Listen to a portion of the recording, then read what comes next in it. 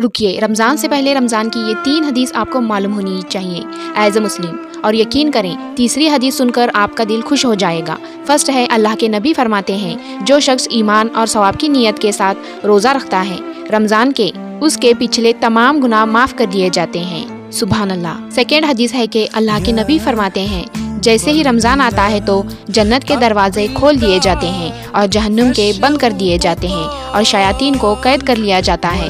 तीसरी और सबसे प्यारी हदीस सुनने से पहले कमेंट में सुभान अल्लाह ज़रूर लिखें और कोशिश करें कि अभी के अभी इस वीडियो को 3 लोगों को शेयर करें ताकि इस रमज़ान से पहले सबको मालूम हो जाए और आपके लिए भी सदका जारिया बन जाए। तीसरी है कि अल्लाह के नबी फरमाते हैं, रमज़ान की हर रात एक पुकारने वाला पुकारता है, खैर की तलाश करने वाले आगे बढ़, यानी नेकियां कर, और बुराई का इरादा रखने वाले अब तू रुक जा।